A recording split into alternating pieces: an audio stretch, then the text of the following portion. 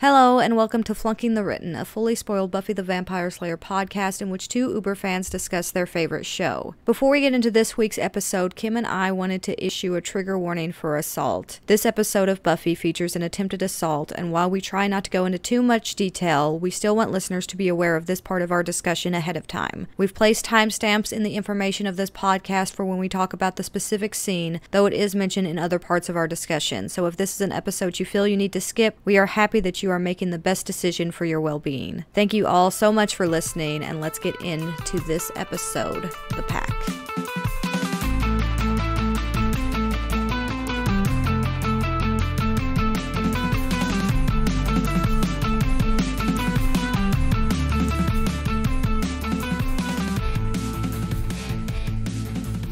All right, Kim. So before we get into this episode, I have to say, we have to do some housekeeping because I need some judgment calls on our counters. In Never Kill a Boy on the First Date, Giles opens a door to reveal himself with a body. Does that count? A drawer. Yeah. He opens the door to the drawer, though. Does that count? I think that counts. I think it counts too. I would say that the curtain maybe doesn't, because the curtain isn't technically a door, so when Owen opens the curtain to find the dead body, I don't think that counts. But I think that that is a door to the drawer that contains the body, and I think that was the stipulation. Yeah, a door. A door. A door was the specifics there. Okay. Yep. So we got another ticker mark for that particular counter. I was editing the podcast, and I was just like, oh, I think we may have missed that one. And well, I actually thought about it for that one. Yeah. But was like, it's a drawer. I won't count it. Yeah, but there's a door. But yeah, there's a door there. I think it counts. I think it counts. These are very important and very serious lists. We have to analyze them from all angles to make sure they qualify. So, well, we have 3 counters. Yes. Buffy jewelry. No, that's not one of them. Is it not? I thought that was one. Okay. That's not one of the 3 that I have down. I have the body behind a door. I have being locked or imprisoned in a basement. And then I have references to the she-mantis. We can do Buffy jewelry, but I'm not sure where that counts because at. remember we talked about if the watch that Owen had given her counted. Mm-hmm. And we decided that it didn't count because she gave it back. Yes. But then I think we discussed whether or not we were actually doing that counter at all, or if that was just a silly thing. But we can add it to the list of counters. We can have all of the counters. I'm fine. As long as you're keeping up with it, I don't care. Okay. Okay, let's say Buffy jewelry, 2.5. 2.5. Bodies behind doors, 3. Okay. Chained in a basement, 1. And references to she-mantis.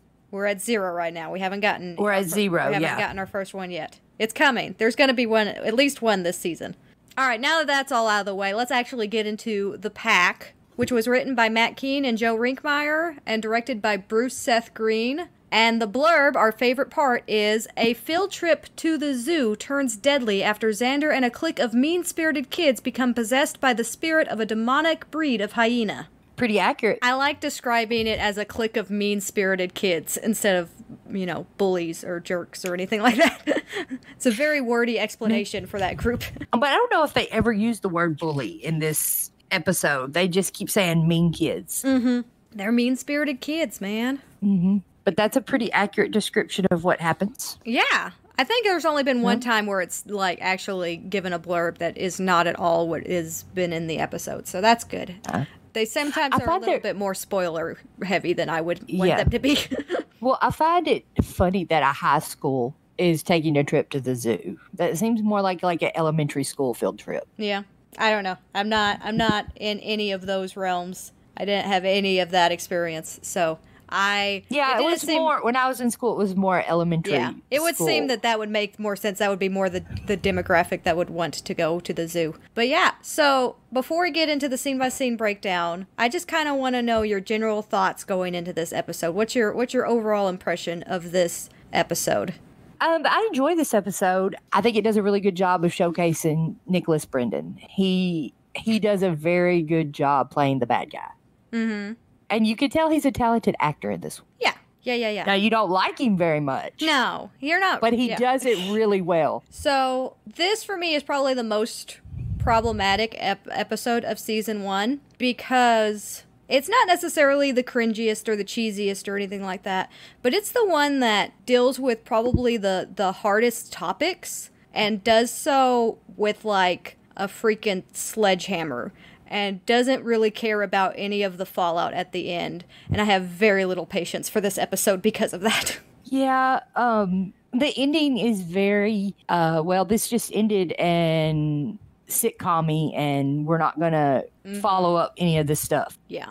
It is the most guilty of the season 1 issue of the hard reset at the end of the episode and not really dealing with the weight of the episode. But we'll get into that as we get towards the end of the episode. I was just kind of wanting to know your feelings going into it, because it's a fairly liked episode, I think, by the Buffy community, with a few outliers. But I don't think it's as divisive as a lot of episodes of Buffy. I think it's just generally considered to be one of the better season 1 episodes. But I really struggle to get through this episode. So we start at the zoo, the traditional high school field trip to the zoo, as we've discussed already. That Buffy is... Which is... It's a very tiny town to have a zoo. Listen. We've already gone over the layout of Sunnydale, and it just has to be accepted at this point. Yes. Was there a zoo in our layout? I think it was mentioned. I can't remember, but I think it was mentioned. I could bring up my notes, but I don't want to.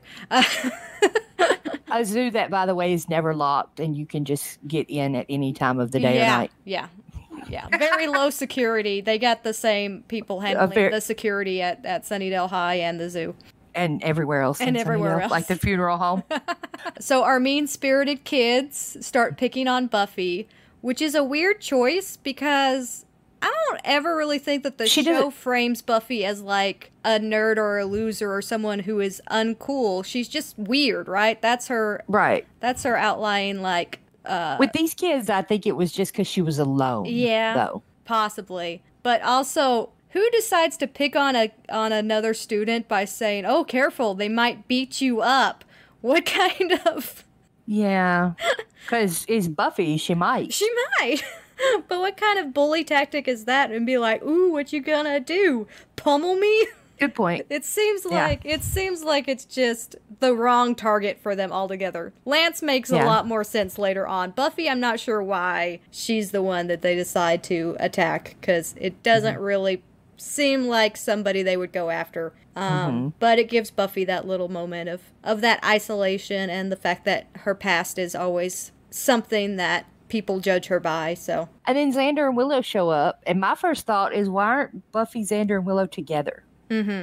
Like, in high school, or like junior high or high school, I never went on a field trip and like separated from my friends. Yeah. That was part of the fun of being on a field trip. You stay together and hang out and stuff. But like, they're just looking at different things. Maybe they had to ride different buses. You had mentioned before we started recording, because you have the script book, and the script changed a lot. But isn't there like a whole section on the bus before we even get to this in the original script? Not in the one I have. Okay, so I've read a version of a script that, as far as I can tell, is legitimate, but it was like maybe the earliest pitch script by these writers. And there's a whole lot that takes place before you even get to this section, because it establishes the mean kids completely on the bus.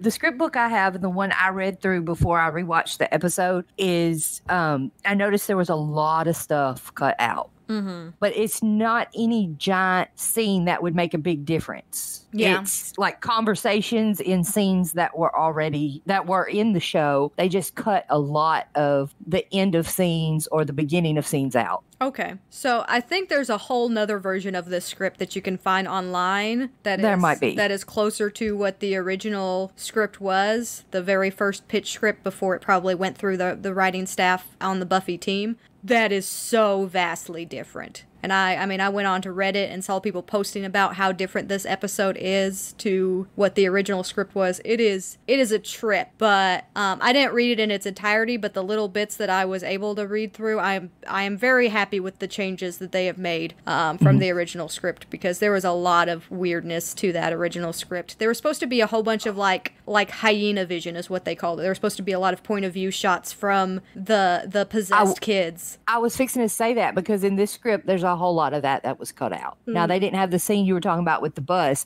but like there's a bunch of descriptions of what they see when they look with the hyena vision. Then none of that happened. In fact, when I first went to get ready to do this podcast and I read through the script book and then I watched the episode, when I was reading through the script book, I was thinking, how have I watched through the entirety of Buffy so many times and do not remember hyena vision? Like, I don't remember this. How do I not? And then it started, and I was like, oh, they cut it out. Yeah. That's what. You can't forget hyena vision. I was like, how do I not remember this? Because it was in a description of it in almost like every scene with the pack. Mm-hmm. But also a lot of conversation, too. Yeah, I kind of want to read the script in its entirety, but I didn't have time before filming this. Yeah. I am excited to go back and look through that script in its entirety, but also kind of terrified. Yeah. Well, like, except for the hyena vision stuff, it's not a whole lot. It's not like big scenes that were cut out that would change the episode. It's conversations. Mm-hmm. Well, from the little snippets that I read on the script that I was reading, Giles, and I don't think Giles is really all that great in this episode, but Giles was so much worse in that original script, and that put me off so fast. Yeah, this episode is very much focused on Xander. Mm-hmm. There's not a whole bunch of Willow, and there's not a whole bunch of Giles. And we never see Cordelia. Yeah, I was thinking about that when I started the episode. I was like, I don't know when Cordelia shows up in this episode. And then I was watching it and forgot to even note that she never does. Okay, so our group comes together and Willow and Xander are excited because they saw the zebras mating, as teenagers would be excited for. It was like the Heimlich with stripes. Buffy very much feels like she's in a rut in this whole opening section. Like she has that little off-putting conversation with the mean-spirited kids, and then she's just kind of ho-hum about the whole field trip and doesn't really seem engaged in any way. She's just very much going through the motions, for a lack of a better phrase. Xander at least perks her up by saying, hey, listen, this is not about looking at animals, it's about not being in class, which I think is the truth of any field trip. But I did notice that. Like, I did notice that Buffy just feels like she's kind of ho-humming. On the outside. Yeah. Yeah. And then we cut to Lance, who I have designated as our pre-Jonathan. Pre-Jonathan, that's pre-Jonathan, nice. Yes. And pre-Jonathan. These are just the worst bullies. They really are. They're very, I don't know, they're like a cliche of a bully. Mm-hmm. But Flutie comes up after they've been picking on Lance and... With the classic, take my stuff and throw it back and forth. Yeah. Just don't give it back. Awful. Lance covers for them, and the bullies invite him to the hyena house. Which is not a good idea. Not a good idea. But I like how outside of the hyena house, they have all of these, yellow tapes and barriers and things, but then there's a sign that says positively no admittance, which I could just imagine the zookeeper put no admittance and just said, no, I need a more forceful sign, so added positively. But is there really a more or like a better sign that you could put up to make teenage children or teenagers want to go in than positively no admittance? Yeah, I mean it's very tempting. Willow and Xander and Buffy, they see this happening and kind of want to know what Lance is doing with them and discuss how those are the mean kids and every school has them. And Buffy's like, I better go help him. And Xander decides to handle it because it doesn't require actual slaying. And then Buffy and Willow decide they might need to follow and are stopped by the zookeeper when they try to go in, who gets really creepy right off the bat with a story about tribesmen who worship hyenas and say that they can understand human speech. And at night they call a person's name and then devour them. And it's like, oh, okay. Well, you probably have a job very suited for you taking care of hyenas. I will say, even though there are points of this episode where he's obviously like the bad guy, this part here, I think works. I think this part works to foreshadow that he's the bad guy, but also just works as like a weird zookeeper who's very enthusiastic about trivia to do with hyenas. So as they're actually walking in, I did note that the bullies are already cackling like hyenas. I know that there's a lot of kind of like rushed comparisons of high school versus the wild and, animal instincts versus the habits of teenagers, but having them already cackle like hyenas before they're even possessed by hyenas, and then later have that laugh be a clue for Buffy to determine that they're hyenas, doesn't work. When they're already laughing They're already like that. laughing like that. They just cackle like that all the time.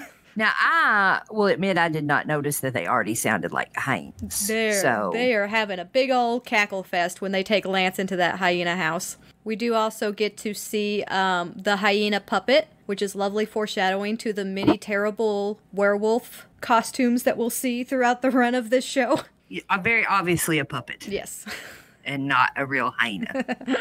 They act like they're going to feed Lance to the hyenas, at which point Xander comes in and grabs them off of him and tells them to pick on someone their own species. And Xander and Kyle start to get in each other's faces like they're going to fight. And then all of a sudden, you see the hyena's eyes. They flash yellow. And then all of the mean kids' eyes flash yellow. And then the hyena's eyes again. And then Xander's. Mm-hmm. And it's very creepy. Yeah. It's like very creepy images. There are a couple. I thought so anyway. Yeah, there are a couple of really like creepy directorial choices in this episode. I don't like the line, "Why don't you pick on someone your own species?" Because in it seems like he's saying pick on me instead of Lance. So in that way, Lance is the one that's separated as far as species from the rest of the group. Oh, yeah. I don't know. It's a weird choice. It's like they're trying to force, again, this animal connection, right? They're really trying to force this idea of teenagers being predators, right? Yeah. And they're trying to force these animal connections. But that line just doesn't make sense at all. It doesn't. Lance turns around, tries to run out, and he falls. And then they all turn to look at him and start laughing. Mm-hmm. The true hyena cackle this time, not that fake hyena cackle. Yes, a true one, including Xander. So then we go to credits, and after credits, we are at the Bronze. And during this section, we have two repeat offenders when it comes to music. Dashboard Profits returns with All You Want. And then later on, when the bullies enter the Bronze, Sprung Monkey's Reluctant Man plays. And those are both bands that have been featured on Buffy before in the two-part premiere, I believe. So they're great songs and great bands, and I've enjoyed listening to more of their library. And in this conversation Willow and Buffy are having, we see a signs like right off the bat of how much Willow is aware of Xander. Yes. Because one of the first things she said was, did he seem upset at all on the bus back? Well, I guess they were on the same bus. Mm-hmm. So that doesn't explain why they were separated. Buffy was in a rut. She just needed some alone time with the fishes. That's what I understood. Okay. Yeah. But Willow asked that question about Xander being upset, and you're just like, she is really aware of him and his moods. Mm-hmm. Which makes sense because here we this is, I think, the first time that, correct me if I'm wrong, this is the first time that Willow admits that she has a crush on Xander. Sort of. Like, so, I mean, she's never come out and said it before. In this specific way, yes. Yeah. Like, I think that this has been the most overt admission of her love for Xander and her crush and everything. Yeah, he says he makes my head go tingly. Yes. Yeah. To which Buffy responds that she has not had that experience recently. I'm hoping that all of that weird Owen spell wore off and she realized that all of that was a love spell and all of that happened off camera and realized that none of that was legitimate. That's what I'm choosing. Well, see, and I thought it kind of made it seem like it's been a while since the Owen thing. Even though it was the last episode, we don't know how much time it was in Sunnydale. I like to read it as she was just like, I know. Came to her senses. So she's like, oh, wait, that guy was crap. Yeah. But even if she came to her senses, she did still have tingly head for him at the time. That cursed tingly head. You can't wish her exes away, Megan. So, in addition to it being very overt about Willow's feelings for Xander, Willow brings up a whole lot about Angel. Not even for a dangerous and mysterious older man whose leather jacket you're wearing right now? It goes with the shoes. Come on, Angel pushes your buttons. You know he does. Buffy kind of talks her way through some reasoning on why it doesn't make sense. So you can see the set up for the next episode, which is Angel, which is where we actually get into the first romantic scenes with Buffy and Angel proper, that they're setting that up, which is nice for season 1, because sometimes it tends to forget things and not actually set stuff up. So I'm appreciative of the fact that they took the time to have this little bit of Angel foreshadowing that he is constantly on her mind, and Willow's very aware because she's so close with Buffy that Buffy thinks about Angel a lot, because that makes at least the next section of Buffy and Angel's relationship feel a little bit more organic and make more sense. Yep. And Xander enters, and Xander is different. Xander is no longer nerdy, awkward Xander. He is very smooth. Well. And confident, and well, now very, very quickly he's going to become mean, but he walks in and he's pretty smooth. I will say, he is smooth because he is framed to be smooth, but that is the creepiest stare down of this random girl. Like, he walks in and he just gives this girl that is creepy. Look.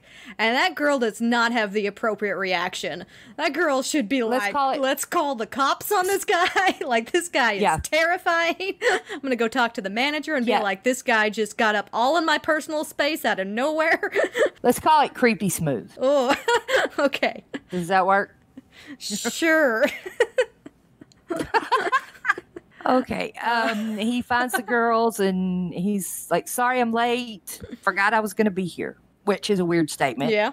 And then just takes Buffy's food off her plate and starts eating it, which would not be weird if normal Xander did it. But the way he does it is weird. It's like all aggressive, like food. But like normally if he just walked up and like took a bite of Buffy's croissant or pastry or whatever she had, it wouldn't be as weird as it is. What is this crap? Well, it was my buttery croissant. Man, I need some food. Birds live on this. And they ask him what's wrong with him, and Willow immediately, and I feel so bad when she does this because this was me in high school. Actually, this was me like in high school and college. But she immediately goes, is something wrong? Did I do something? That like, is. you know, somebody's in a bad mood. Is it me? Oh. You know? And I was like, oh.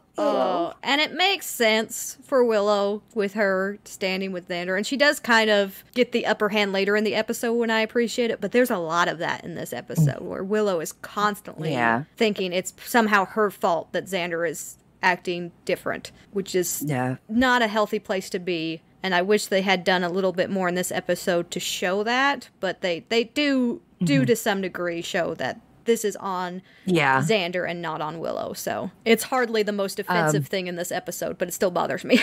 And now, while everything that has happened so far could be considered a bad mood, Xander then says the thing that I think is the first clue that they should have that something's wrong with Xander. Because he sniffs Buffy and says, You took a bath. Yeah, I often do. I'm actually known for it. That's okay. And Buffy makes a joke of it and says, and the weird behavioral word goes to. See, I don't. But like, I think this should be the first sign that, Xander's not being himself. Because like, he sniffed her and said, you took a bath. Yeah. At first, when I was watching this, I was just like, they are not cueing into him fast enough. But then I started thinking about it, and I was just like, no, they're pretty aware that something's off. I like the fact that not only are they aware, but they flat out say it. There's no, like, lack of communication in what he's doing is weird and creepy, right? Like, Buffy is just flat out states out loud. He's just like, you're acting weird. I mean, she does it in a quippy way because it's Buffy, but she's just like, that's weird, dude. Why is this a thing you're doing? Is essentially what that breaks down to. And that won a lot of points in favor of them at least being aware that he's acting weird. But in the history between Xander and Willow, you would think that Willow would be more aware of Xander acting weird and concerned that it could be something supernatural than she actually is in this episode. Because she has that very... Well, she kind of...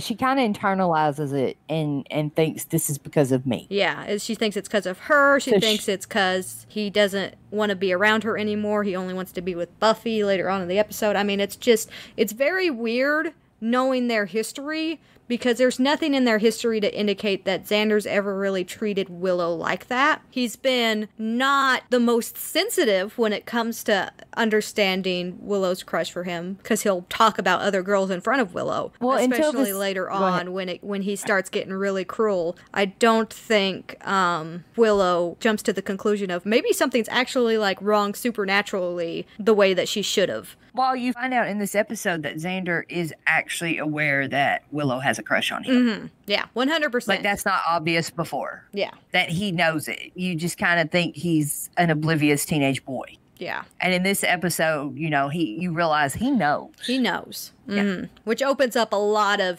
further complications in this weird love triangle thing we have going on between Buffy, Willow, and Xander. Then the other four of the pack come in, and as they're walking in, there is this really long, like way too long and creepy stare down between them and Xander, where they just kind of stare at each other, and it's not in slow motion, but it almost seems like it is because they do it so long. And then they walk over to a table where there's an overweight kid sitting and immediately start making fun of him for his weight and telling him he has to move. Willow and Buffy get mad or kind of like scowl and stuff, although they don't do anything. But Xander starts laughing and they just kind of look at him like, what's wrong with you? And he goes, kid's fat. Yeah. Which is not very Xander, because at the zoo, his first instinct was to protect a kid being bullied. Yeah. And now the first thing he does is help make fun of a kid being bullied. And it just kind of shows the major difference in Xander in like a few hours. Xander's laugh and his explanation of the joke, I think, is one of those things that on the surface I really, really like. Like, I think the timing on it is great. I think the delivery of it just is uncomfortable enough, but somehow still comedic in a way. There's a weird balance, right, between the hyena taking over and then the actual, like, person. And the idea is, like, I think as the hyena takes hold more and more, they become more animal and less person. But this seems like a really weird thing right out the gate for Xander to be going for, is this weird, like, cackle at their joke and then explaining the joke to Buffy and Willow. But at the same time, I wonder if it is kind of more what Giles was explaining later. It's just like, this is kind of more traditional teenagers acting like teenagers, right? This feels like more traditional bullying. And I think that there is something to be said. There is something to be said that even Buffy, who we know to be super empathetic and lovely and stuff like that, has said kind of fat-shaming things, right? And especially later on, a lot of slut-shaming things. I'm going to go off topic here for just a second. What are you referring to?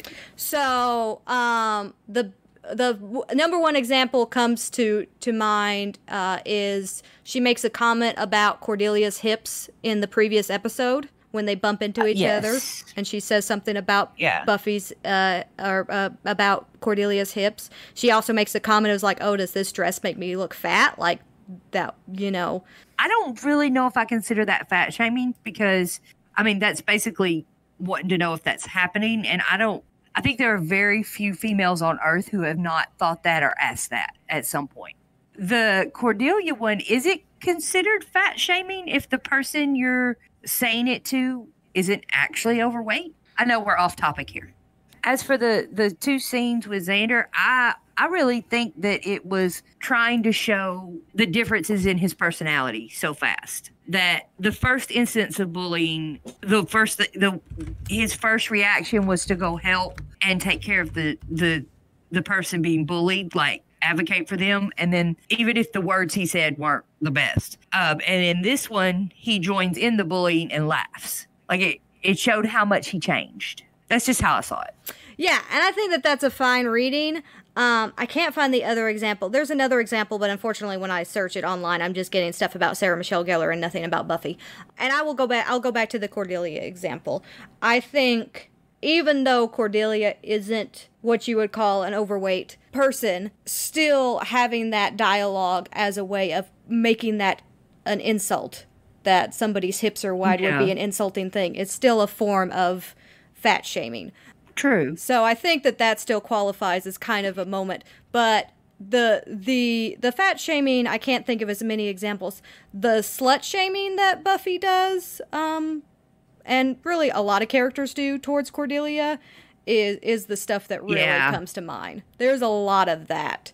There is a lot of that. For a character who really is fairly conservative in the way she dresses. When you really look at it, I mean, she's not... Buffy has far more shorter skirts than Cordelia does. And more revealing outfits. Yes.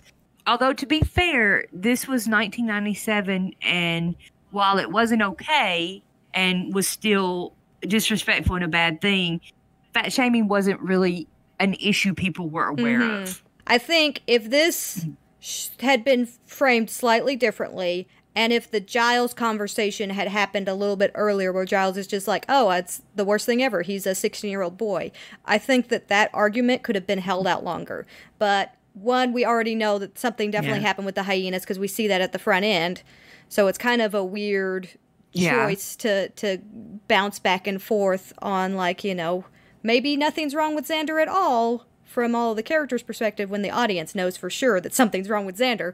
But also, if you're gonna push that limit around your main characters, you gotta be careful to not push it too far. And I think they make Xander too aggressive, too fast, for them to read him as anything other than possessed. But remember, Giles doesn't see him. Yeah, Giles doesn't see him. Giles hasn't seen him. But I think this really... He just hears what Buffy's saying. This really becomes an issue with Willow, right? Because Willow and Xander are supposed to really know each other. And Willow, for the longest time, doesn't clue in that Xander isn't Xander. And I think that's kind of breaks that relationship as I understand it. The next scene it's a really short one. And it's Giles and Buffy training in the library. Doesn't really have anything to do with the rest of the episode. It's just kind of letting us know that he's continuing to train her and be her watcher. Then she is out in the hallway, and something is running through the halls at foot level. And you hear the principal yell to look out, stop the beast. It keeps running. Several students try to catch it, and then Buffy leans down to catch it and grabs it, and it's a pig. And it has on a plastic football helmet and paper boar's tusks. And on its back is spikes, which are meant to be a razorback. And we find out it is our new school mascot. So one thing I do remember from the script that I read is that there's a bit of dialogue from Flutie here where something about the outfit and the fact that it's not really very good or something like that. And he makes the comment about that they only raised like $28 at their fundraiser for the new mascot. He's just lucky that his cousin owns a farm or something like that. Yeah. He says, where were you during the buy mascot bake sale? You didn't bake. Nobody baked. Which is a very funny line. They cut that out, but it was very funny. Which I'm curious, is this like a baby pig? Is it like a teacup pig that's going to stay this size? Or, you know, like, is their mascot going to stay like a pig that looks like this? We will never know. Or is it going to get bigger? I know, but I want to know. Kim, I have to tell you something bad about this pig. Don't get too attached. I know. Poor pig. And then it's time to put him back in his cage, and Miss Principal Flutie doesn't want to touch him, so Buffy has to take him back. And we cut to Xander and Willow studying, and Willow's trying to tutor him, and he's being very angry. Yeah. So she has all of the patience in the world, and... Right? Like, I don't know how Xander isn't in love with this woman, because holy crap. But Xander is really, this is the point I'm just like, is this something that has happened before? Because we have never seen any side of Xander that's even close to this. We've seen him get moody with Buffy, but have we seen him really get moody with Willow like this? No, but she's very calm. She's like, so calm. So this opens up this idea that maybe this isn't super abnormal for Xander, which is the other reading of this, is that maybe, and we know Xander doesn't have the best home life. So it could be that the reason why Willow doesn't pick up so much is that this is Xander. Yeah, during this scene, he's not being necessarily aggressive. He's just being angry. Mm-hmm. Like, several of the other scenes, he's very aggressive about stuff. I can't think of another word for it. Predatory. Mm-hmm. He's very predatory and... But in this scene, he's just being really angry and moody. Yeah. Which you could read as just a teenage boy who does not want to learn geometry. Mm-hmm.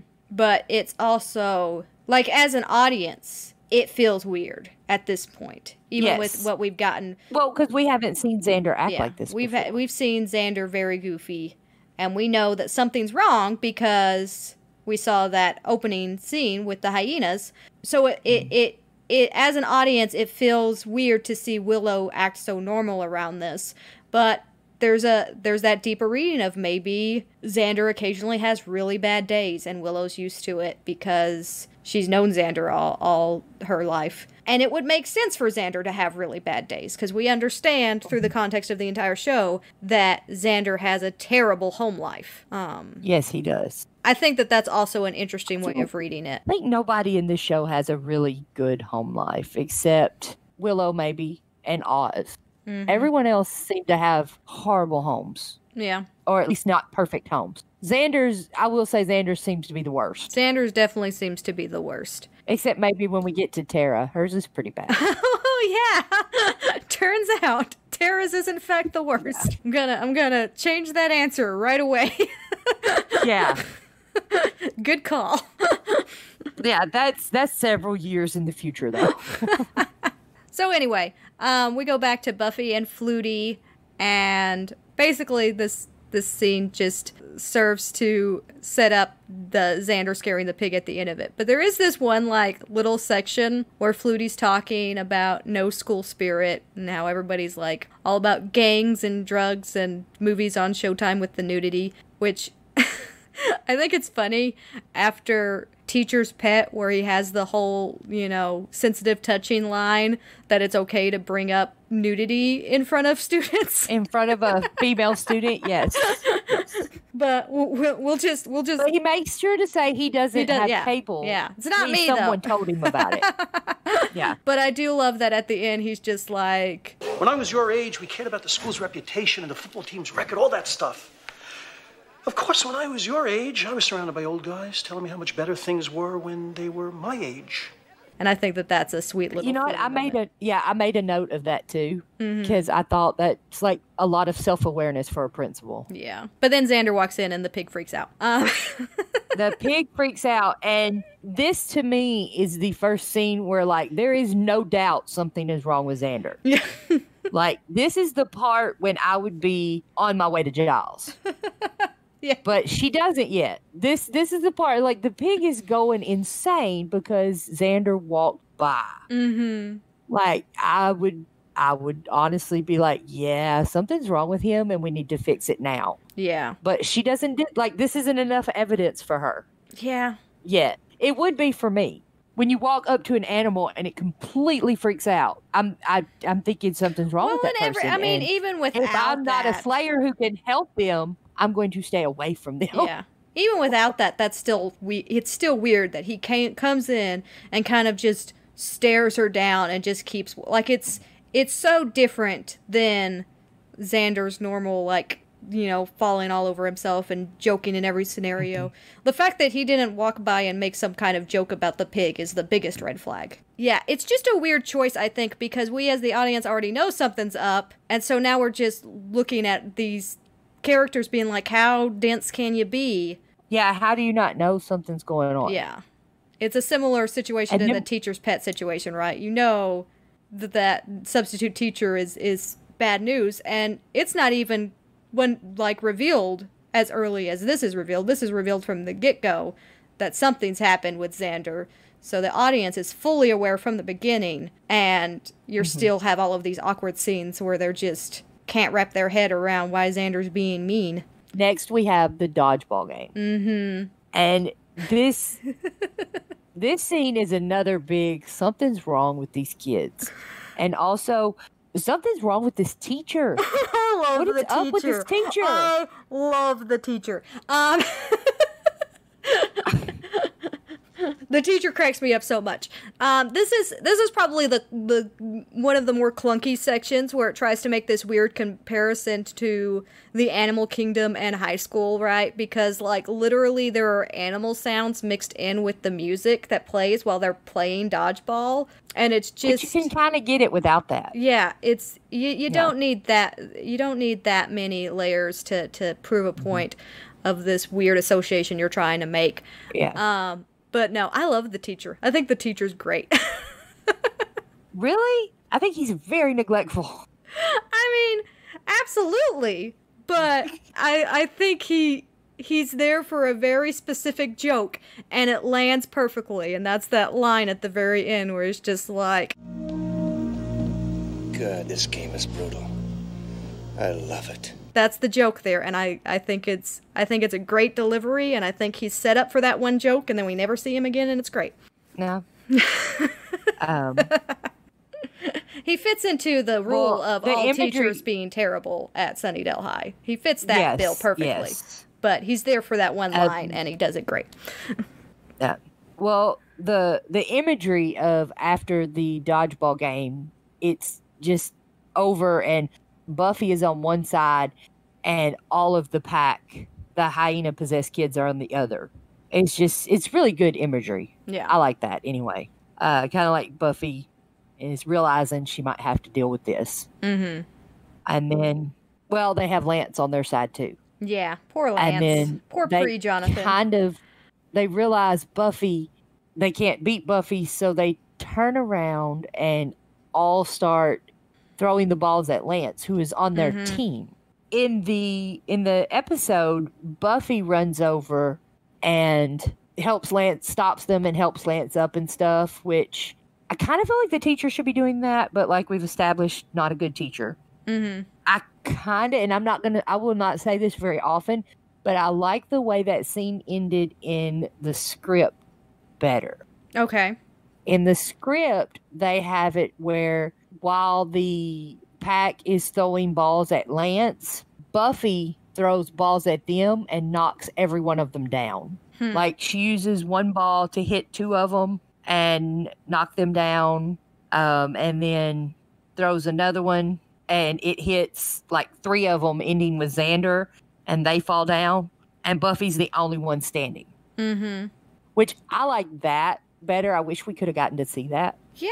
Although it was more caring and compassionate of Buffy to run over and help Lance. Mm-hmm.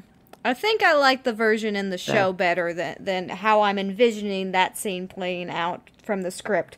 But I don't know. I haven't seen, obviously, the alternative version, so it may change if that had been the route that they had gone with. But I kind of see making this choice because part of what the pack does is it offers an intimidation factor, right? Because individually, we learn later that they are almost as strong as Buffy. And so to have this scene early on to where she just takes them all out that easily, I think would make that later revelation not as impactful. Because you'd be like, whoa, she just took them all out with a single dodgeball throw earlier.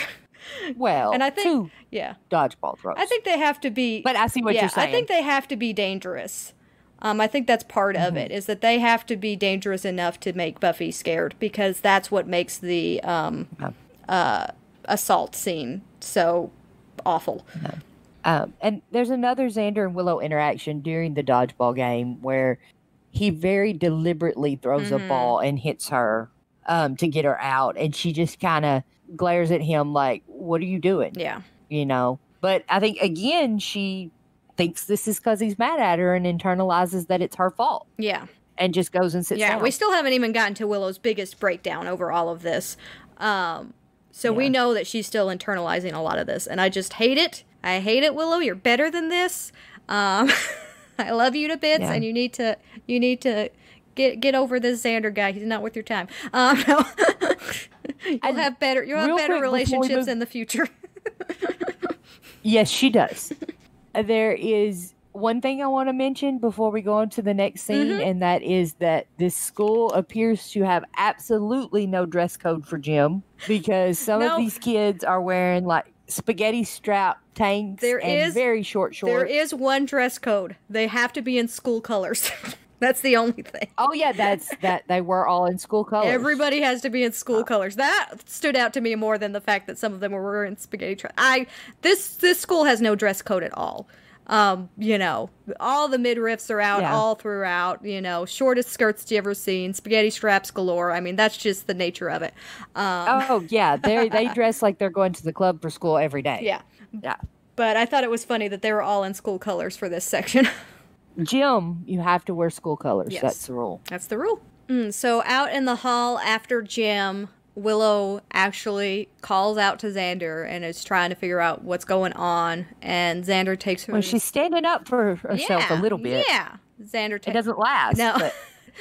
But Xander takes her to the side and starts what you feel like, again, is the relationship conversation. But again, we as the audience know that something is wrong with Xander. They play so many of these scenes like we're trying to figure out that something's wrong with Xander as the viewers, but we know it. So why do they set it up this way other than just to make us hate Xander all the more? Well, see, and I think it's set up to make it more cruel. Like the way he talks to her. Yeah, he says some really cruel things, but it's also the way he does it that makes it so much worse. But because it's all these are the words make me hate Xander. Like that's what it's there for. Like I hate Xander in this moment so much.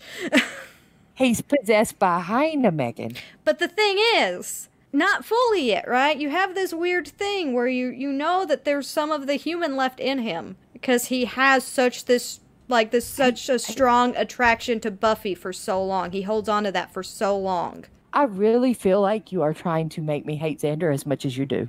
I really feel like everybody should hate Xander a little bit more than they do.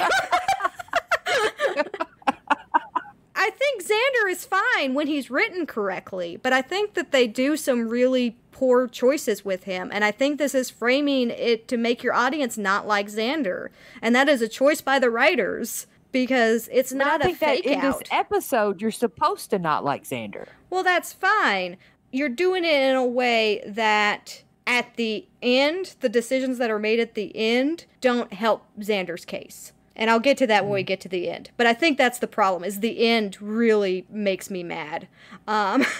Yeah, I can see it. It doesn't really bother me that much, but I can see where it would bother a lot of viewers. Mm-hmm. But we'll get there. Yeah, we'll get there. We'll get there. I'll explain all my reasoning, I promise. He says some really cruel things to Willow, and she kind of looks like he punched her in the stomach. Mm-hmm. I think it's because my feelings for you have been changing. And, well, we've been friends for such a long time that I feel like I need to tell you something.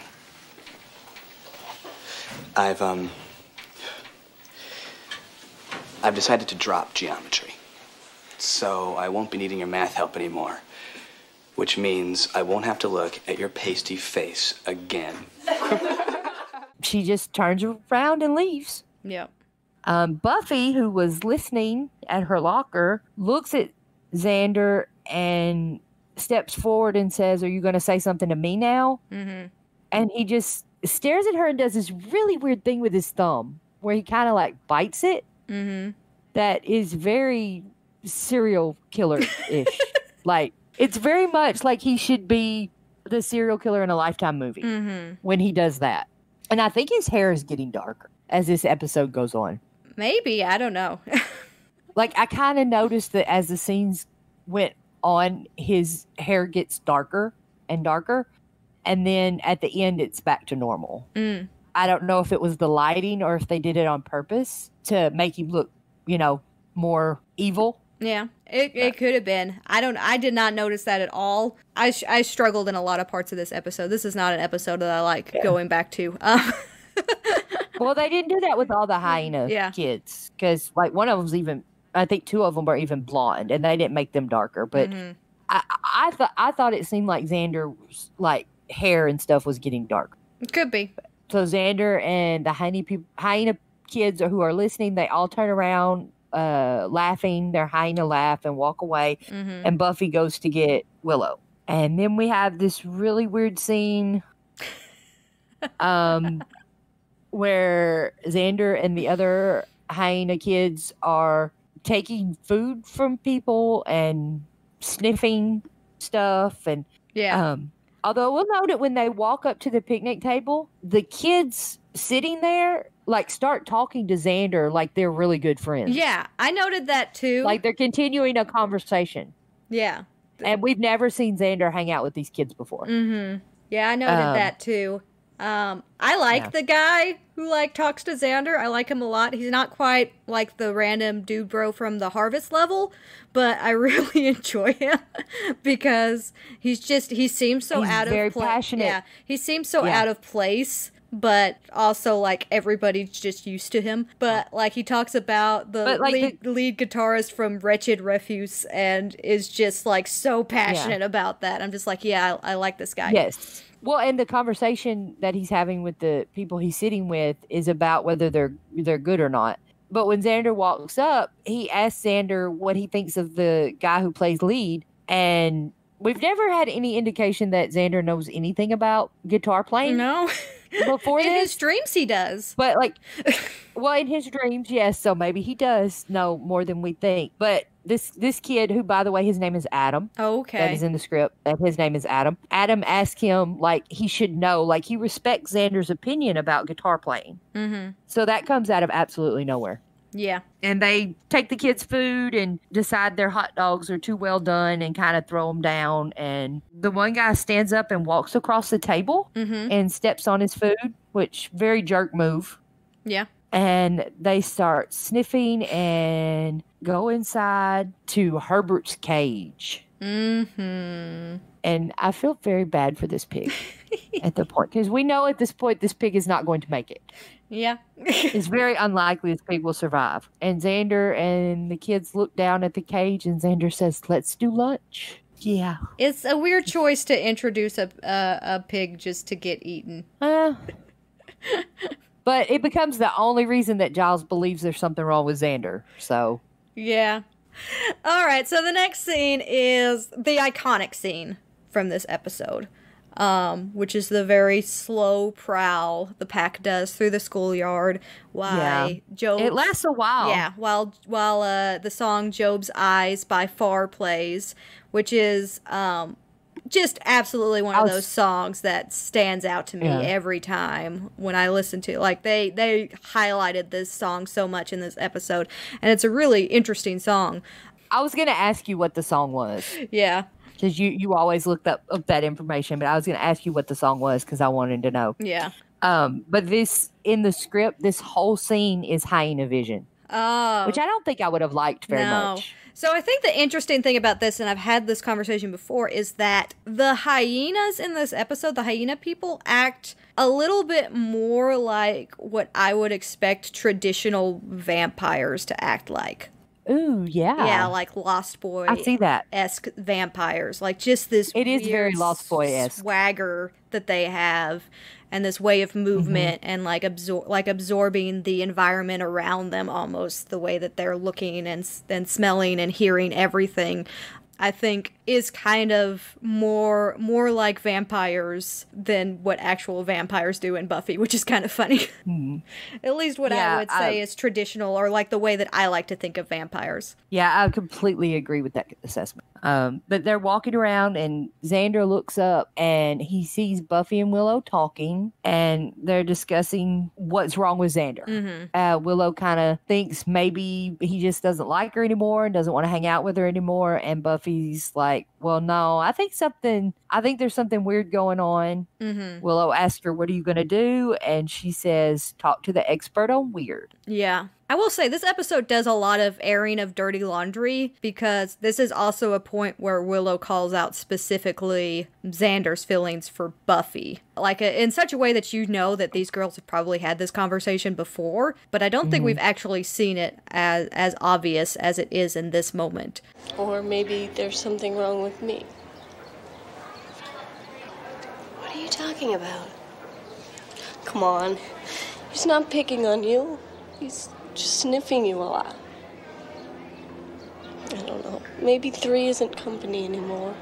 So you become very aware as the viewer that all 3 of them are aware of this weird sexual tension thing going on between the three of them. And that is good and bad for the remainder of this weird, awkward love triangle between the three of them.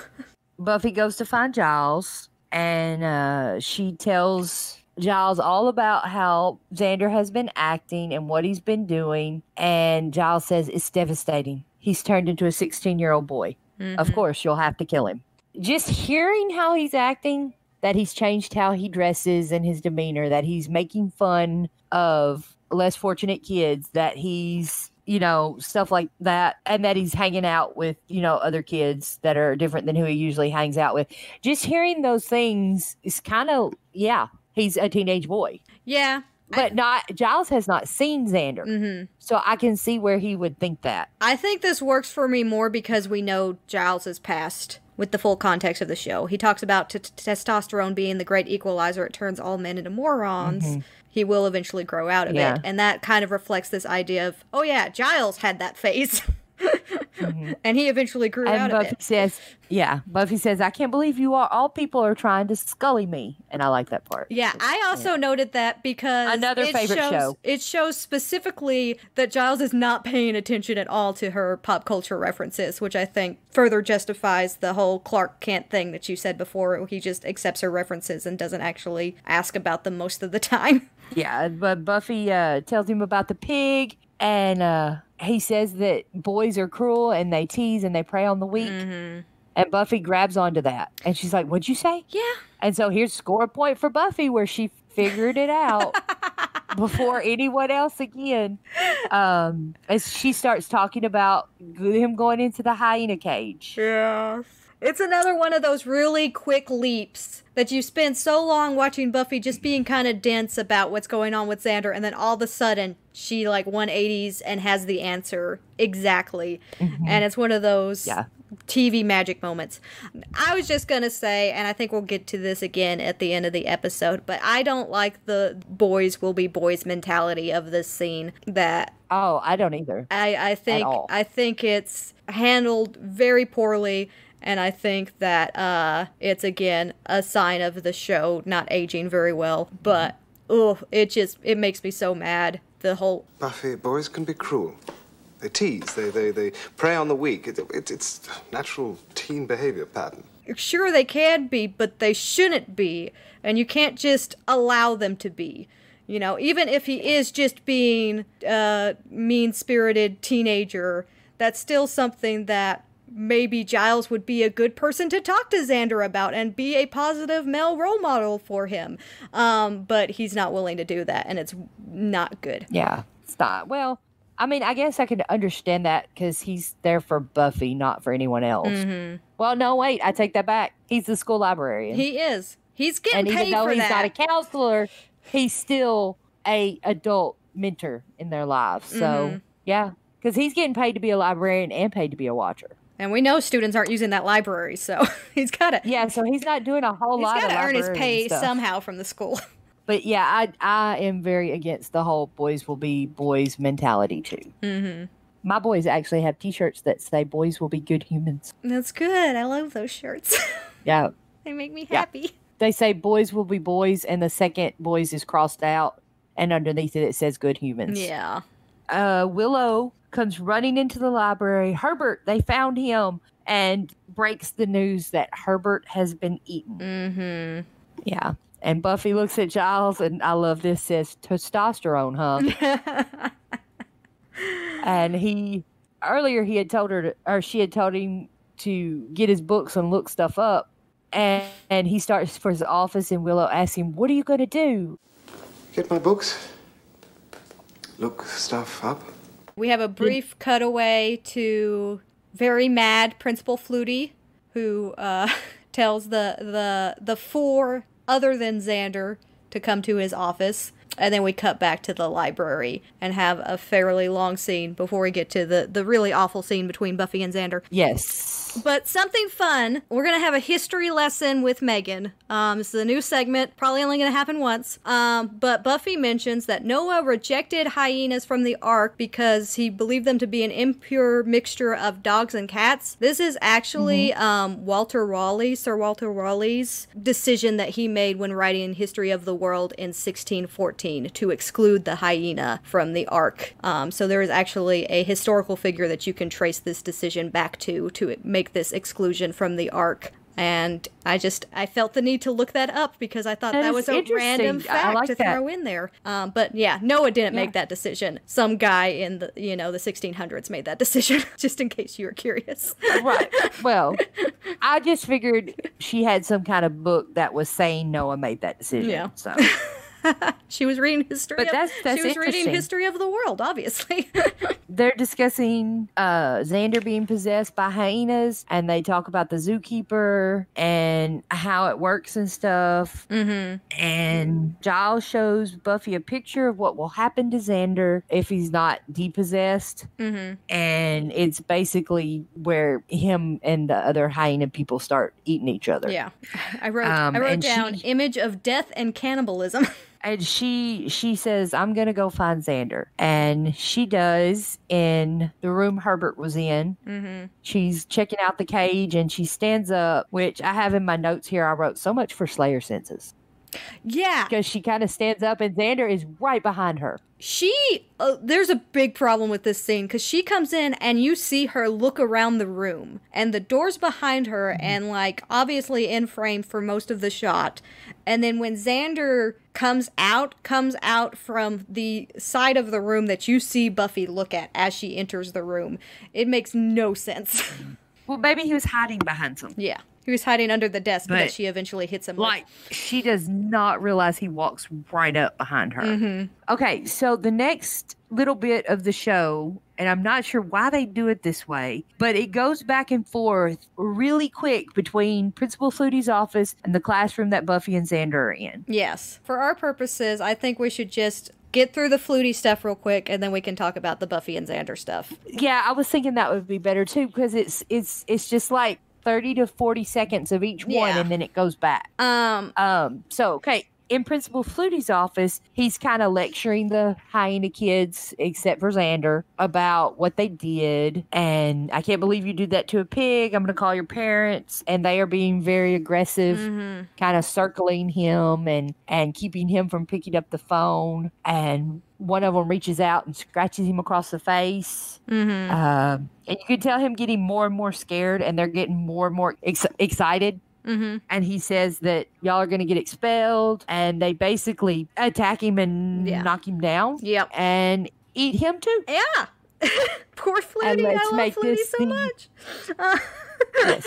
Let's mark this down as the very first Sunnydale High School principal to be eaten. Yeah. It's a short counter, but it's an important one. Yes. I'm still mad that Robin Wood wasn't eaten at the end of the show. No. I thought that was just the ultimate conclusion to all Sunnydale High principals, but that would have been. He broke the rules. So something that's interesting. Yeah, I don't think we need a counter for this one. Something that's interesting is he threatens expulsion, but even in this situation, and this shows who Flutie is. Even in this situation, he says, I'm willing to talk to the school counselor, and we can discuss options. Which is just, oh my God, Flutie is just too good. He's too good for this world. So while that is happening, Buffy and Xander are in the classroom with Herbert's cage. And this scene, this is a very powerful scene. I'm actually kind of surprised that they went this far with the scene. Mm-hmm. In a show like Buffy, this early on. There's a scene later in season 6 where it's even worse. Get into more of this. That is even worse. But this scene is... it's enough to be triggering. Yeah. It's definitely enough to be triggering. Even though it's treated in a much more lighthearted way and forgotten at the end of the show, which is very upsetting to me. It is very triggering to people who would have that specific trigger. And yeah. Which think Buffy obviously doesn't. No, apparently not. I think the real interesting thing, and this is where it really becomes hard for me to digest. I really wish that they would have had it to where they did forget at the end of this episode. That would have made this episode so much more tolerable. Not only do we learn at the end of the episode that Xander remembers this, but then Xander's very, like, aware and using specific examples from their human interactions during this whole scene. He's talking about Willow's crush on him. He's talking about Angel. He's pulling a lot of, like, real-life human Xander stuff. You can't just say that this is, like, a weird predatorial hyena thing and then have all of these very personal things be placed in this scene, because that makes it very hard for the audience to disassociate that. And I think that that's the biggest struggle that I have with this scene, is that Xander speaks a lot of truths about how he's feeling. It's just in a more exaggerated, aggressive way. But this is how Xander feels. He feels like, you know, there is some kind of attraction between these two, and that Buffy's into dangerous men because of Angel, and that Willow needs to just come to her senses and all of that. And I think all of that can be interpreted as somewhat true. I don't think that Xander in his normal faculties would ever express anything like that, except for maybe the Angel thing, because he really doesn't care at all about Angel. But it makes it really hard as a viewer to separate this hyena-possessed Xander from regular Xander. And here you have a scene where he is assaulting Buffy, and that is a hard thing to start out with this early on in the show. Yes, and it's very difficult to watch. I do not think that the writers meant for this to be any kind of regular Xander's person.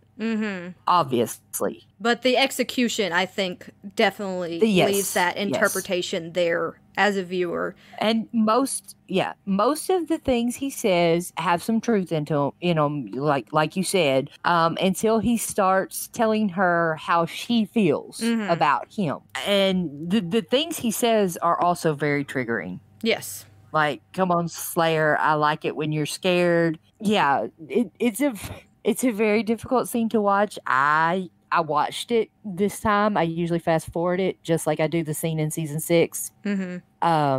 I watched it this time so I could talk about it. Basically, it is a sexual assault, a beginning sexual assault scene. And I'm not angry at this scene. I'm angry at the aftermath, because there isn't any, really. There's no repercussions from this. And and honestly, I'm not trying to make this okay in any way, but I mean, he wasn't Xander. He was possessed by a hyena. But for the record, Giles is. I don't think you can say that, though, because he picks specifically people he knows as Xander to prey on. He picks Willow. He picks Buffy. There's something of Xander's personality still there influencing the hyena, and that's what makes it to where if he remembers this stuff at the end of the episode, he should be apologizing profusely. Instead, he chooses to ignore it. True, but that would be up to Xander to do. And the only person who is aware at this point, at the end of this episode, that Xander does remember and is covering for him is Giles. And Giles does not know about what happened in this classroom. That's true. Only Willow and Buffy and Xander. I mean, Buffy is letting him get away with it. Yes. Which is also a problem. Like, she doesn't... It's also a problem. I mean, I think both of those are an issue. I do think that's a problem, but she thinks that he forgot. Yes. I don't know. I don't like the scene at all. I don't like the scene at all either. But I especially don't like the handling of it afterwards.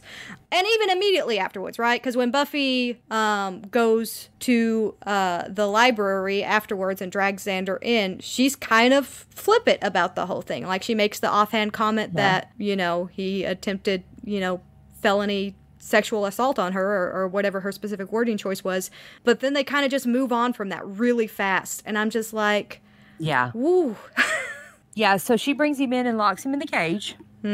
Asks where Giles is, and he had to go to a teacher's meeting. And they start talking about what the rest of the pack are up to when Giles comes in and tells them basically that the rest of the pack ate Flutie. And again, I'm wondering about this school Because, like, the principal was eaten by what Giles says. The theory is that wild dogs got into his office. Mm-hmm.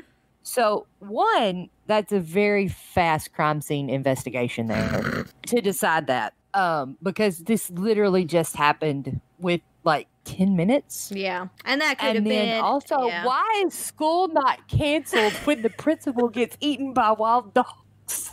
Like, we're still at school. Well, why have the police not cleared this school out? Are we, though? Because we've been at school for a while, and there hasn't been any sign of, like, actual classes or anything going on. So this could all be, like, weird after-hours things at this point. But the police haven't cleared the building. Yeah, I mean, like, what if someone else gets eaten by the supposedly wild dogs? Yeah, obviously that's dumb. But, yeah. I mean, supposedly they've already had enough time to find this body. Mm-hmm. Call in paramedics, police, all kinds of people. No. They've had enough time to decide what happened. No, I figured it out. An autopsy. No police yet. This was just the janitorial staff that would normally put the body in the freezer. But they decided, we can't do it with this body because wild dogs got in. And it was just the janitorial staff that made the call. So this one did not get put in behind a door. Right. They're happy that Xander wasn't part of that, and they decide they need to go to the zoo to find out something from the zookeeper. And that's Buffy's idea. She's like, I bet that zookeeper can help us fill in the blanks, which is it's another clever thing of Buffy. Yep. But she kind of figures out of nowhere. So Willow stays, and they head to the zoo, and there's a scary scene while they are presumably headed toward the zoo with the rest of the pack asleep on the ground, and a woman walking through with a baby in a carrier on her back. Mm-hmm. And she sees these 4 teenagers asleep on the ground. I will tell you, and they right kind of now, wake up. This is the most terrifying thing in all of Buffy. Imagine yourself in that woman's shoes, and you just walk in and you see these 4 teenagers just like raising from the ground and growling and drooling at you. Like, oh my God. Well, step aside, gentlemen. In the script, it was supposed to be much worse. Oh, okay. Because in the script, like, one of the girls was supposed to have blood smeared all over her face, and one of the boys was supposed to be holding a femur. Oh, fun. So it would have, like, they didn't do any of that, so it would have been much worse. Yeah. Meanwhile, she sees them and, in my opinion, does not run away quite fast enough, but she does eventually turn around and run away. Mm-hmm. And they decide not to chase her, probably because they're full of Principal Flutie. Mm-hmm. Here's a little bit of Willow redeeming herself for her previous internalizing everything that's going on around her as her own fault. But Xander wakes up and asks what he's doing there, and Willow explains that he's sick. And there's a lot of persuasion going on here, and a lot of manipulation, and a lot of, again, understanding of this relationship that makes it hard for me to separate this as purely like a straight up possession thing, and there's nothing left of it. Again, I think it could kind of be compared to vampires, because vampires are known to do this, of remembering enough about the relationships to be able to prey on the people that they knew as a human. So I think you could make that comparison. It's very, very similar. Uses every tool he can to kind of convince Willow to be on his side and to get her closer. Mm-hmm. And she appears to be falling for it. I'd love to see what you do to somebody who was really sick. That's not fair. Buffy saved both of our lives. Before she came here, our lives didn't need that much saving, did they? Weren't things a lot simpler when it was just you and me? Maybe. When we were alone together? Willow, I know there's something wrong with me. I think it's getting worse. But I can't just stand around waiting for Buffy to decide it's time to punch me out again. Look, I want you to help me. I want you. Beautiful, beautiful Willow. Gets just close enough for him to reach out, but is able to pull back before he can get to the keys, and just has that great line of, now I know. This does so much to redeem Willow in this episode for me. Yes. Yes, because you really think she's fixing to give in and let him out. Mm-hmm. Or get close enough that he can grab her and hurt her. Yeah. And instead, she... And especially coming off of the scene between him and Buffy, and knowing what he was able to do to Buffy and overpower Buffy as long as he did. Very tense. Very tense. Yeah. Yeah, Xander starts screaming and shaking the cage, let me out, let me out. And then we break to Buffy and Giles with the zookeeper. And they're having a discussion with the zookeeper about what happened to the kids. And I have to say, there's some signals in this conversation that I don't think like a normal zookeeper would act like this. Like, first of all, he believes that the students have been possessed by hyenas really fast. Knows all about like, the history, sure? Knows about the primals. They're like, all of this should be a red flag. He knows everything about it. And I'm like, I don't know that weird mythology about animal possession tribesmen and zookeeper usually would go together, you know. Unless you're Carlisle. Yeah. Yeah. He just went to the same school that Carlisle did. He just majored in hyenas instead of bugs. And he's got like the way, he already knows the way to fix this and tells them to bring the pack back. And this is when he says this scary thing that scared me the first time I saw it. And actually, usually every time I see it, where Buffy says, we can bring one back, but we don't know where the others are. And the zookeeper explains that once the hyenas feed and sleep, they will search for the pack member who's not with them and won't stop till they find him. And they're like, oh no. So they go running back to get Willow. This is something I kind of wonder about because Buffy and Giles get to the library at the same time to save Willow. Later, when Buffy is trying to lead the pack to the zoo, she tells Giles he can't go with her because he can't keep up. And so I'm just kind of thinking, is saving Willow not important enough for you to go at your top speed there, Buffy? You know, it's just something I noticed. Huh. Wow. Yeah. I mean, because we're worried about Willow's life. They know that the pack just ate a person. Oh, man, that's an oversight.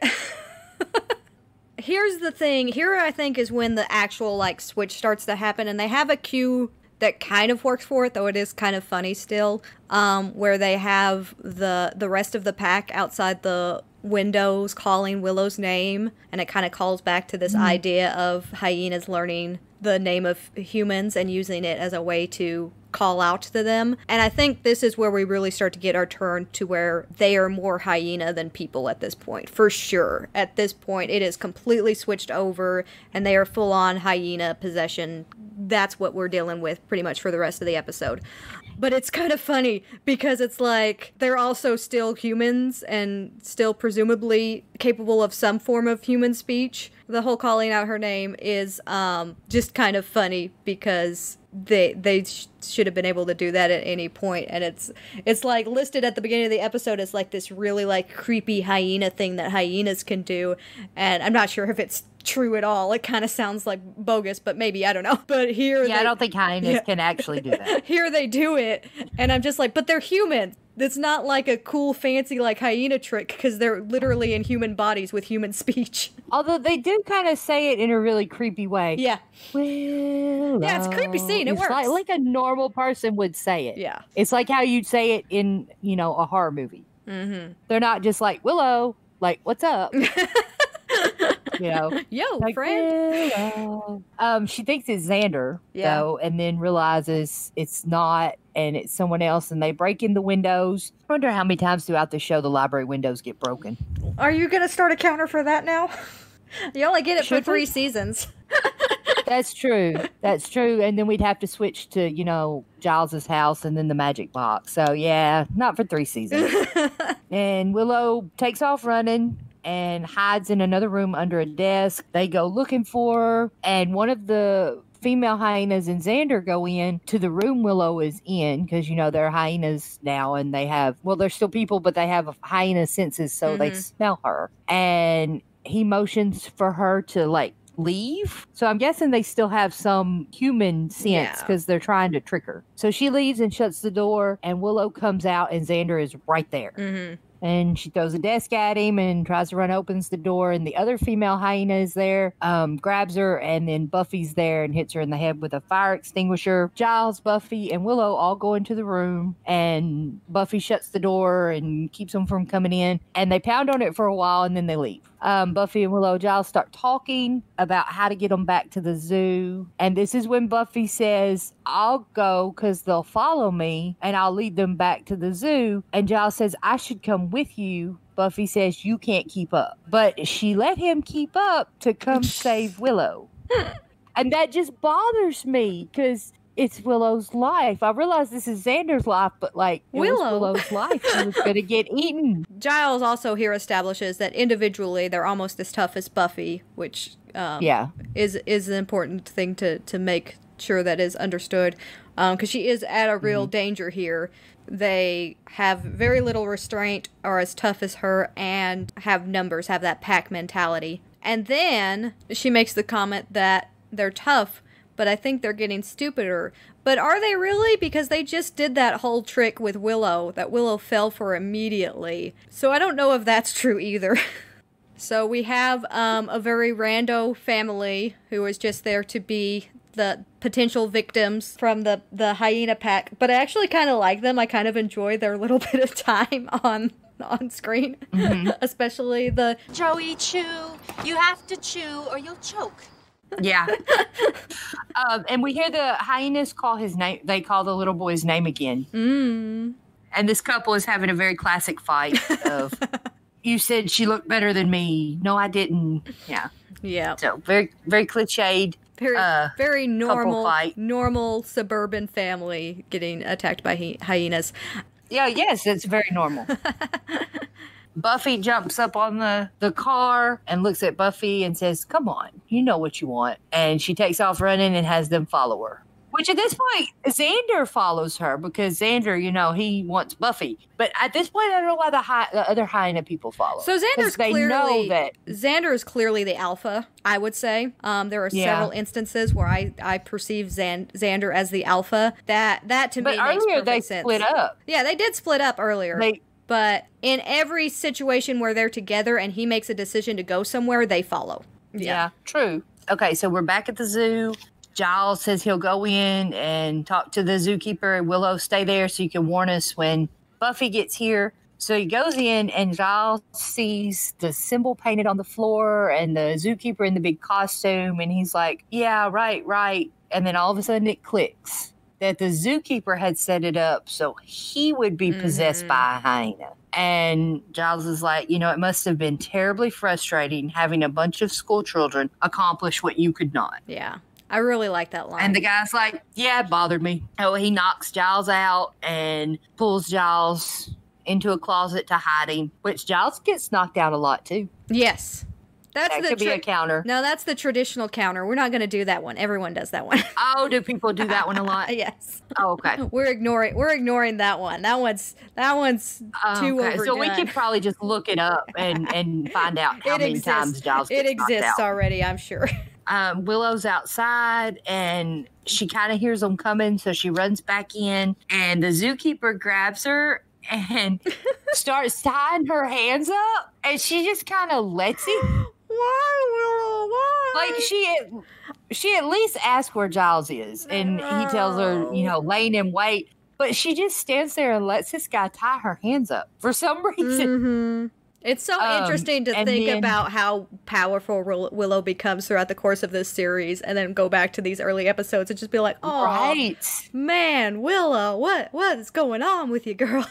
Yeah, I'm just like, Willow, hit him with some lightning, She realizes, hey, this isn't the nice guy, this is the bad guy, and starts yelling for Buffy that it's a trap. They all come running in, and the zookeeper yells something in another language, and all the hyenas look up at the zookeeper, and their eyes flash. The zookeeper's eyes glow yellow, and he gets all 5. Is it 5? Yeah, it's 5. He gets all 5 hyena spirits. Yeah. Which is interesting that apparently you can have multiple hyena spirits in you, which he becomes very animalistic very fast. He is immediately just a straight up hyena after that. Well, he got 5 of them. Yeah, goes straight for the trying to eat Willow. Like, there's no gradual adjustment period for him. He is full on hyena. The writers let Xander redeem himself here a little bit. Yeah, he immediately goes for the because he jumps up and saves Willow. Like, he doesn't even think about it. And then Buffy jumps in and starts fighting the zookeeper. Then he falls over the railing into the hyena cage. And yeah. Yeah, the next person gets ate up. That's it. They eat him. Another person gets ate up this episode. The real hyenas. I'm guessing the hyena spirits just kind of float away when he gets eaten or go into regular hyenas or something, but they're apparently not an issue anymore. There's a lot of things about this magic that I don't fully understand. What I will say, because I'm about to argue with a certain percentage of the Buffy fandom, because in later episodes, there's a lot of big deals made when Buffy thinks that she's killed a human. And people like to point out this episode and make it seem like she's killed this zookeeper and thus has already killed a human. Every move that she does against him feels very defensive, and then he just happens to go over that railing. But immediately, when he falls over that railing and starts to get dragged, she tries to go for him. Like, she runs up, tries to save him, and then they even pause and, like, zoom in on her face, because she just watched this guy get eaten alive, and she is, like, you can tell, is very upset about what just happened. Yeah, and she tried to save him. He was attacking her and also was possessed by demonic hyenas. Yeah, so there's a lot of reasons why that argument's dumb. Yeah, I'm coming down on the side of not human and not Buffy killing him. Even if he's technically human, I don't think Buffy killed him. Giles comes out of the closet holding his head and says, "Did I miss anything?" Aw, he's so goofy. And since I know that you have a big problem with what happens next, I'm going to let you tell it. Okay. So, Xander is appearing to not have remembered anything about this encounter. Fakes, like, oh, I ate a pig, all this stuff. And which you think this would be something they'd have talked about the night before. Yeah. Like, did they all just teleport to their homes? Yeah, that's how it works. Without discussing anything? It wasn't on camera. It doesn't exist. They have this little exchange, which is sweet enough, where Xander hugs Willow and says, "Nobody messes with my Willow," and all of that's nice. But then he specifically asks if he did anything else embarrassing. And Buffy and Willow, who both went through some pretty traumatic things during this, choose to smile and just say, "Nope, it's all good," and then they leave for class. And then you have this scene where Giles reveals that he hasn't actually lost his memory at all. There's multiple reasons why this bothers me. One, this is a situation where yes, he's possessed, but I mean, the same argument could be made for an alcoholic who has influence going on in his life and then does abusive things and then chooses to forget about them, and then the people who have been abused allow that to happen. And I think it's a really poor message to throw out there, especially among high school students in a show that's meant for a younger audience. The fact that they actually went and made this a kind of a jokey scenario at the end is just like, oh, you do actually remember assaulting Buffy and treating Willow like trash and all of this stuff is really terrible, but it's way worse when you remember that there were 4 other students who were possessed by hyenas who retain memories of eating their principal. Yes. And that is a question that I have. What happened to these 4 other kids? Do they not have any questions about what happened? They are in mental institutions for the rest of their life. That's what happens to them. Right? Yes. I mean, they weren't real stable to begin with. They were pretty mean. God.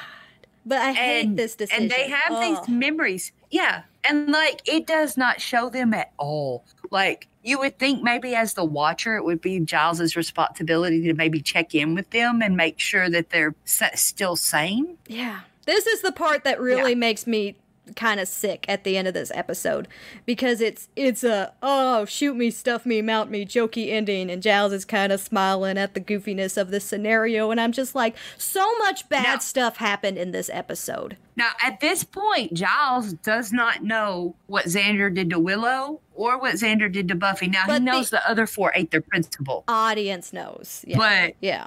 And that's the thing. Yeah, the audience does know. And that's the thing you have to remember. Like, I understand that you don't like Xander, and that is perfectly fine, and we'll discuss it and debate it, and you might convince me, because you've convinced me about a couple of things about Xander, but you will not convince me that there's anything wrong with Giles.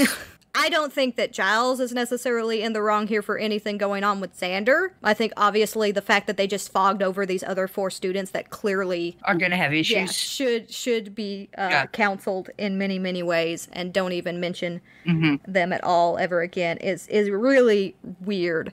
I think I would be I'd still want to fix everything, but I would be far more understanding of this episode if they just flat out made the memory thing a true fact, that he couldn't remember any of it, that none of them remembered any of the things that they did. Yeah, I think that would have been better too. Yeah. But the fact that they specifically act like that's the way, and then take that away, but make it a joke that they take that away, really is super, tone deaf on how severe everything that's happened in this episode really is. But yeah.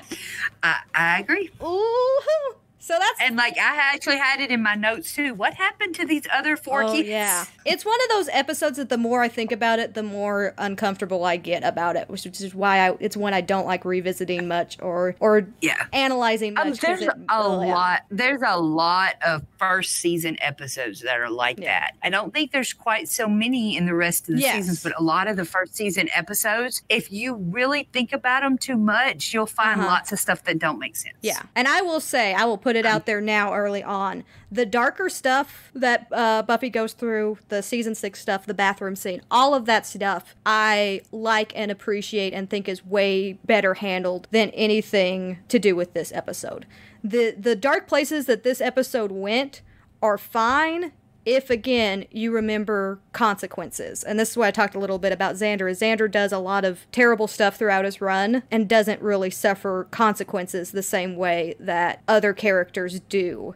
And I think you'll notice that again and again with Xander specifically. And that's something that I think is a really poor writer's decision on Xander's part. But this Xander gets away with a lot without any consequences. Yeah. But this episode...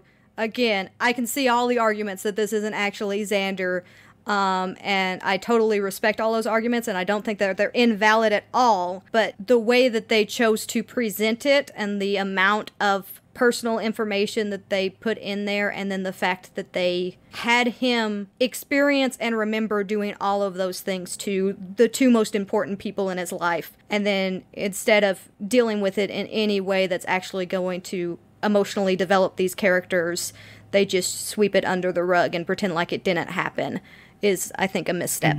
I agree. But anyway, that's the pack. That one's done. I'm glad. I'm glad we're through that one. And next one is Angel. Woo! Which will be lots and lots of fun. I'm much more excited for next week's episode. Yes, me too. I've been dreading this one, but next week's episode I think is going to be fun. But anyway, we're about halfway through, right? Yeah, we are officially halfway through season 1. I am excited to get to season 2, but I'm also kind of surprised that we're already halfway through season 1. It's kind of a weird thing where I kind of want to rush to certain episodes, but I'm also surprised that we're as far along as we are. So. Oh yeah, there's just certain episodes that I'm so excited to get to, and there's certain episodes that I think that are going to be very, very long podcasts, possibly 2 podcasts. We get to the point when we start having 2 podcasts per episode. You know, we are the official long-winded Buffy podcast. And thank you so much to anybody who's listening to us. Yes, I'm going to go with that one. We are very long-winded about Buffy. And this is just a mediocre episode in the middle of season 1. Yeah. I mean, come on. Yeah. There will be episodes that we talk about for hours. You're going to have a big editing job there, Megan. Yay!